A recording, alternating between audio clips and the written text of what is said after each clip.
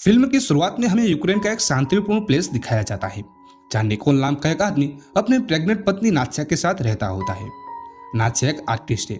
नात्या को ड्राइंग और wood carving बहुत पसंद है। नात्या निकोल की सेफ्टी के लिए लकड़ी की एक परी भी बनाती है। यहाँ पर निकोल मैथ्स और फिजिक्स का टीचर होता है, जो एक लोकल स्कूल में बच्चों को पढ़ाता है।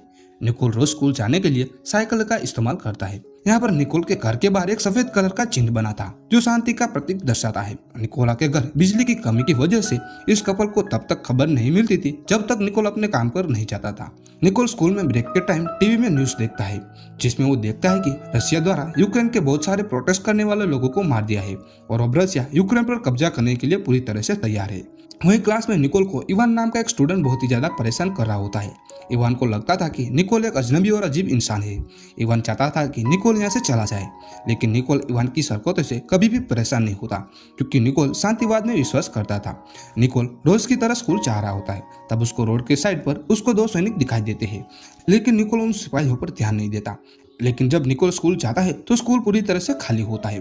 निकोल समझ जाता है कि वो रशियन सोल्जर थे। फिर टीवी पर चल रहे न्यूज से पता चलता है कि रशिया ने यूक्रेन पर हमला कर दिया है। यहाँ पर निकोल को अपनी प्रेग्नेंट वाइफ की चिंता होने लगती है, इसलिए वो यहाँ से अपने घर जाने का डिसाइड करता है। लेकिन तब तक बहुत ही ज्यादा देरी हो चुकी थी, क्योंकि रशियन सोल्जर नात्या को पीट रहे थे।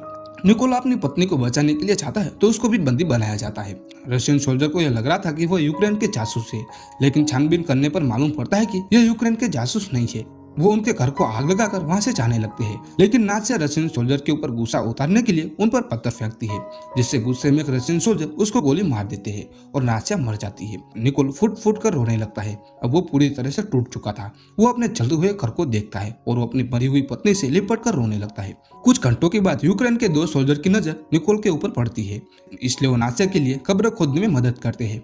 निकोला के मन में अब रशियन सोल्जर के खिलाफ काफी गुस्सा आ जाता है। वो मन में तय करता है कि जो भी रशियन सोल्जर उसको दिखाई देगा वो उसको जिंदा नहीं छोड़ेगा और वो हर हाल में अपनी पत्नी का बदला लेकर रहेगा। फिर उसके बाद यूक्रेन के सोल्जर उसको आर्मी बेस पर ले जाते हैं, लेकिन जाने से पहले वो लकड़ी की परी को अपने साथ ले जाता है। आर्मी बेस पर पहुंचाने के बाद वहां पर निकोला को देखकर कमांडर को शक होता है, क्योंकि उनको लग रहा था कि वो एक जासूस भी हो सकता है। लेकिन निकोला उनका भ्रम तोड़ने के लिए ये कहता है कि मुझे भी आर्मी ज्वाइन होना है और रशियन सोल्जर को यूक्रेन से बाहर निकालना चाहता हूँ। निकोल की गुस्से भरी बातों को सुनकर ऑफिसर मान जाता है और निकोला को ट्रेनिंग के लिए भेज दिया जाता है। यहाँ पर निकोला को गन के बारे में कुछ भी पता नहीं होता, इसलिए जब सभी लोग बंदूक असेंबल कर रहे होते तब सबसे ज्यादा वक्त निकोल को ही लगता था गन असेंबल करने में। निकोला कठिन मेहनत कर रहा था ताकि वो सबसे अच्छा सैनिक बन सके। जब एक दिन निकोला ट्रेनिंग कर रहा होता है तब वो अपने सीनियर से कहता है कि आप मुझे निकोला कहकर ना बुलाए, इसके बदले में मुझे रेबिन कह के बुलाए। यह सुनकर सीनियर निकोला के ऊपर हंसने लगता है और कहता है कि ऐसे खुफिया नाम ऐसे ही नहीं मिल जाते। एक दिन जब सभी सैनिक सो रहे होते तब निकोला देर रात तक अपनी प्रैक्टिस कर रहा होता है। कमांडर एक दिन आकर बताता है कि हमारे देश के पास स्नाइपर की कमी है, इसलिए आप में से जो भी स्नाइपर बनना चाहता है वो अपना हाथ ऊपर करे। इनमें से कुछ ही सोल्जर अपने हाथ ऊंचे करते हैं, जिनमें से निकोला भी शामिल होता है, जो अपना हाथ ऊंचा करता है, जिससे देखकर सभी हंसने लगते हैं। कमांडर निकोला से कहता है कि तुम्हें अच्छी तरह से गन भी असेंबल करना नहीं आता है, तुम्हें स्नाइपर कैसे बनोगे। निकोला कमांडर से कहता है कि आप मुझसे किसी भी तरह का टेस्ट ले सकते हैं। कमांडर निकोला से टेस्ट लेते हुए कहता है कि तुम्हें केवल 20 सेकंड में इस गन को असेंबल करना होगा। निकोला अपने आंखों पर पट्टी बांधता है और बंदूक को असेंबल करना शुरू कर देता है और केवल 18 सेकंड में गन को असेंबल कर देता है। निकोला का यह टैलेंट देखकर सभी लोग हैरान रह जाते हैं।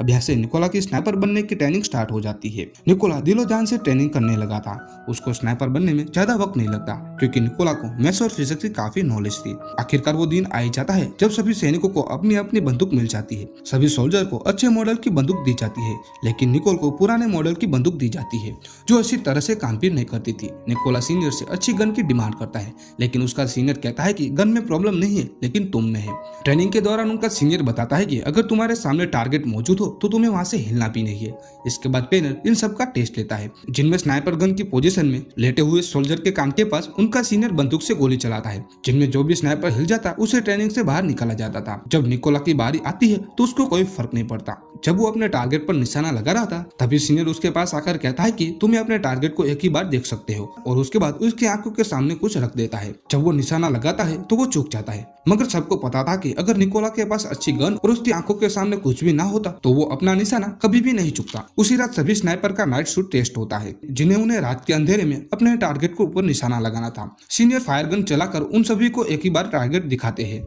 सभी स्नाइपर निशाना लगाते हैं, लेकिन निकोला निशाना नहीं लगाता।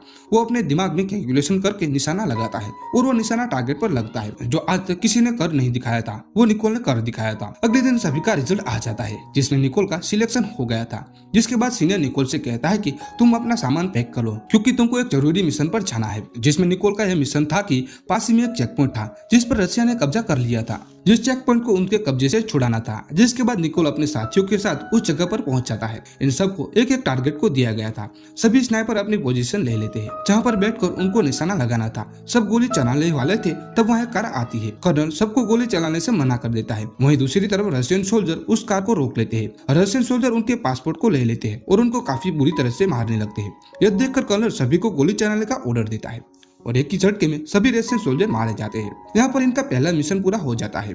कर्नल उस चेक पॉइंट पर अपने देश का फ्लैग लहराकर अपने बेस वापस आ जाते हैं। जब निकोल बेस पर वापस आता है तो उसको पता चलता है कि उनके कुछ साथी दूसरे मिशन पर गए हैं। निकोल को यह भी पता चल जाता है कि उनमें से बहुत सारे उसके साथी भी मर गए हैं और इन सबको एक रशियन स्नाइपर ने मारा है और वो आर्मी का सबसे ज्यादा बेहतरीन स्नाइपर है। कुछ देर बाद उसका दूसरा मिशन भी स्टार्ट हो जाता है। यह सभी एक जगह पर पहुंच जाते हैं जहां पर रशियन आर्मी कब्जा करने वाली थी। सबसे पहला निकोल इस जगह पर अपने साथियों के साथ बॉम्ब लगा देता है और फिर घास में छुपकर रशियन आर्मी का इंतजार करने लगते हैं। कुछ वक्त के बाद वहां पर रशियन आर्मी आ जाती है। निकोल देखता है कि उनमें इवान भी शामिल है, जो रशियन आर्मी में शामिल हो गया था, जो उसका स्टूडेंट था, जो उसे बहुत ही ज्यादा परेशान करता था। यह वही बदमाश लड़का था जो निकोल को हमेशा परेशान किया करता था और वो रशियन आर्मी में शामिल हो चुका था। जैसे ही कर्नल शूट करने का ऑर्डर देता है तो निकोल थोड़ा सा घबरा जाता है, क्योंकि अपने स्टूडेंट को मारना नहीं चाहता था, पर फिर भी अपनी सभी बातों को साइड पर रखकर गोली बॉम्ब के ऊपर चला देता है, जिससे बहुत बड़ा धमाका होता है। इसमें सभी रशियन सोल्जर मारे जाते हैं। तब तक कर्नल निकोल के पास आ चुके थे। कर्नल निकोल से पूछता है कि तुम क्या सोच रहे हो। निकोल बताता है कि रशियन फौज में मेरा एक स्टूडेंट था जो मारा जा चुका है, इसलिए तुम्हें बुरा मानने की जरूरत नहीं है। उसके बाद वो सभी बेस पर वापस आ जाते हैं। कर्नल अपना वक्त निकोल के साथ गुजारते थे, क्योंकि कर्नल अब पूरी तरह से निकोल पर यकीन करने लगे थे। कर्नल निकोल को बताता है कि मेरी 2 बेटियां हैं। उन्हें यह भी पता नहीं है कि मैं आर्मी में कर्नल की पोस्ट पर हूँ। उनको मैं कहकर आया हूँ कि मैं बहुत बड़ा बिजनेस करता हूँ। मेरी पत्नी ने भी मेरी बेटियों को इस बारे में नहीं बताया। यह सुनकर निकोल भी अपनी बीबी की कर्नल को आखिरी निशानी दिखाता है और वो काफी दुखी हो जाता है। और उसके बाद वो फिर से अपने अगले मिशन पर निकल पड़ते हैं। यह लड़ाई काफी बड़ी थी, इसलिए सभी स्नाइपर गहरी खाई खोदते हैं। उसमें सभी स्नाइपर अपनी पोजीशन ले लेते हैं, क्योंकि इन्हें पता चल गया था कि रशियन आर्मी यहाँ पर कब्जा करने वाली है। इनके साथ कर्नल भी आए थे। निकोल देखता है कि वो भी फौजी था जिसने नात्सिया को मारा था। निकोल कर्नल से उस रशियन सोल्जर को गोली मारने की परमिशन मांगता है, लेकिन कर्नल मना करता है। निकोल अपनी पत्नी का बदला लेना चाहता था, इसलिए वो फिर से कर्नल से गोली मारने की परमिशन मांगता है, लेकिन कर्नल फिर भी मना कर देता है। निकोला फिर भी उस सोल्जर को गोली चला देता है, जिससे दूसरे सोल्जर को इसके बारे में पता चल जाता है, जिससे रशियन सोल्जर इन पर हमला कर देते हैं, जिसमें कर्नल मारा जाता है। निकोल बहुत ही ज्यादा दुखी हो जाता है, क्योंकि उसकी वजह से कर्नल मारा जा चुका था। निकोल अब तय करता है कि जिस स्नाइपर ने कर्नल को मारा है उसको ढूंढ निकाल कर मारेगा और कर्नल की मौत का बदला लेगा। इसलिए वो अकेला मिशन पर चला जाता है। निकोला को उस स्नाइपर की लोकेशन के बारे में पता चल जाता है जिसने कर्नल को मारा था। वो अपने टारगेट को फिक्स करके मार गिरा देता है, लेकिन एक दूसरा स्नाइपर उसको जख्मी कर देता है। निकोला यहाँ से एक खुफिया घर में अपना घाव ठीक ना हो तब तक वहाँ रुकता है। एक दिन निकोल को अपने कमांडर का कॉल आता है, इसलिए वो बेस वापस चला जाता है, जहाँ उसको मालूम पड़ता है कि कर्नल को जिसने मारा था वो स्नाइपर अभी भी जिंदा है और उनको उसकी लोकेशन के बारे में पता भी चल जाता है। वो स्नाइपर बिल्डिंग के अंदर होता है। निकोला उस बिल्डिंग के अंदर पहुंच जाता है। निकोला कुछ रशियन सोल्जर को मार देता है। निकोला अपने साथियों को कहता है कि मेरा रास्ता साफ कर दो। यह सुनते ही निकोला के साथियों रशियन सोल्जर के ऊपर गोलियां चलाकर उनको मार देते हैं। वहीं रशियन स्नाइपर को किसी की आवाज नहीं सुनाई देती, इसलिए वो चेक करने के लिए छत पर जाता है, जहाँ वो देखता है कि किसी ने एक स्नाइपर को मार दिया है। इसलिए वो अपनी रशियन मिलिट्री को कॉल करके यहाँ की सारी सिचुएशन के बारे में बताता है। जब वो नीचे जाता है तो वहाँ उसको लकड़ी की एंजल दिखाई देती है और वो कुछ और सोचता उससे पहले निकोल ऊपर से कूदकर उसको मार देता है। वहीं दूसरी तरफ उसी बिल्डिंग में एक और भी स्नाइपर था जिसको पता चल जाता है, लेकिन निकोला उस कमरे में हैंड ग्रेनेड फेंक कर उसको मार देता है। कुछ वक्त के बाद वहाँ रशियन आर्मी आ जाती है, जिसको उस स्नाइपर ने बुलाई थी जो छत पर देखने आया था। निकोला उस ट्रक ड्राइवर को शूट करके मार देता है। ट्रक में से बहुत सारे रशियन सोल्जर बाहर निकलते हैं, लेकिन वहाँ पर पहले से मौजूद यूक्रेन स्नाइपर इन पर गोलियों से हमला कर देते हैं, जिनमें रशिया के सारे सोल्जर मारे जाते हैं। जिसके बाद निकोल अपने घर जाता है।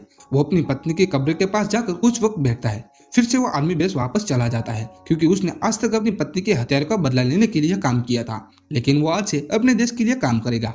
और इसी के साथ ही यह फिल्म की कहानी यहाँ पर खत्म होती है। अगर वीडियो अच्छा लगा तो वीडियो को लाइक करना ना भूले और हमारी बॉलीवुड प्रेजेंटिंग यूट्यूब चैनल को जरूर सब्सक्राइब करें। Thank you for watching.